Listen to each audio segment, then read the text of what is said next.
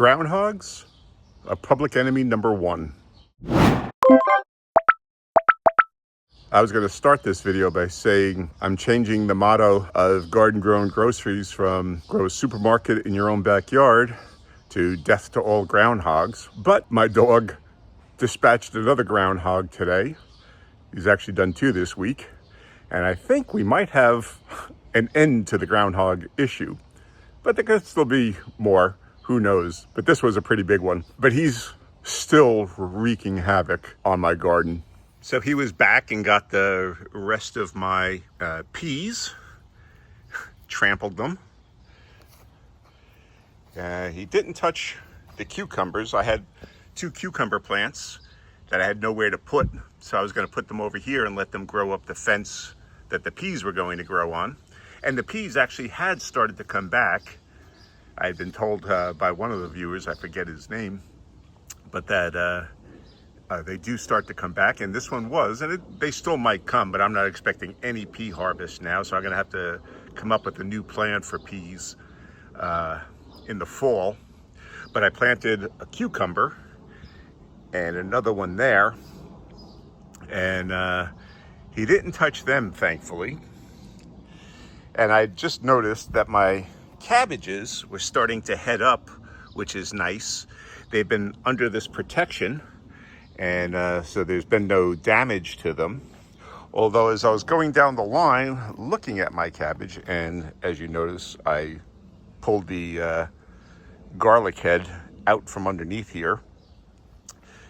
But all the plants are doing well. I finally moved the cabbage plant from next to this one over a little bit, so it's fairly in the middle between these two, although it doesn't look like it because it's kind of leaning that way. But they haven't done any heading yet, but they are starting to put on some size. And then I got down here, and look at this. That little bugger was actually eating through the netting. I don't know if you can see that there, but he was chewing the freaking cabbage through the netting. That little bugger. He was determined.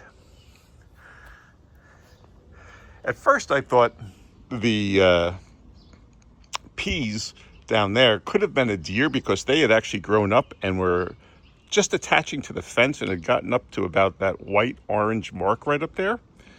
And then they were cut back, so I thought maybe a deer had come into my driveway. But I thought the cabbage was protected by having the netting over it. Apparently not. But I figured it was the groundhog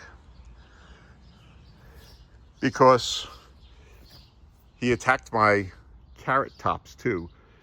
He chewed that sucker right down. Ugh. This again was just the one that I was growing for seed. So I don't know how far that's going to set that back. It still has some leaves on it. He even got this one too. So I know that he was in here. That's why I said I was changing my motto to death to all groundhogs. But he didn't get into the corn, which is starting to grow nicely here. I'm not going to give you a full garden tour since I did that just the other day. But I did want to show that my garlic is starting to grow scapes now. So they'll be cut off. I'm going to let them grow just a little bit more. But as you can see, they're starting to grow scapes now. And I cut these off and I chop them up and put them in the freezer, and then I use them in my cooking. But most of them now are starting to develop the scapes. So another month, 6 weeks, we'll probably be able to harvest the garlic. I'm probably going to fertilize them one more time. I give them the 0-10-10 more bloom. I had been giving them the 5-1-1 fish fertilizer, but I switched to the 0-10-10 as they started to put on size, the 0-10-10 more bloom, which works on the roots and flowers. So that would be good for the bulbs. I'd been giving them that. So they're all looking healthy, and thank goodness the groundhogs don't like garlic. So none of these have been touched by anything. One other thing I noticed he had attacked, the groundhog attacked, was my strawberries. He bit off the head here of a flower, but not all of them. But there was a few that he got a hold of. So I put some netting just over the top. It's not very wide, but I thought the netting would deter him. Having seen the garlic, though, I know that that's not the case. And he would just push that up and out of his way to get at the strawberries. So hopefully my groundhog problem is resolved for the rest of this year, which means I can probably enjoy my figs, because it turns out groundhogs love figs too. I'd come along and find the low-hanging ones were half chewed, because they would come along and eat the bottom halves of them. But the fig tree is doing well. So we'll see if the groundhog problem persists. Now that we've gotten one of the adults anyway out of the way. I think we got one of the other adults earlier this year. My dog, some people have dogs that go after rats, some people have dogs that go after snakes. Mine goes after groundhogs and is pretty effective. He missed him a few times, but the groundhog was lazing on my pergola, even though it's not sunny out.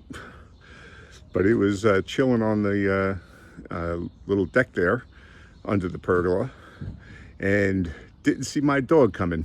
But if you want to see what we're doing in the garden last week, check out this video right here, and then subscribe and hit that notification bell. And that way you'll be able to follow along in the progress on all of our vegetables as we try to grow a supermarket in our own backyard. Okay, thanks for watching.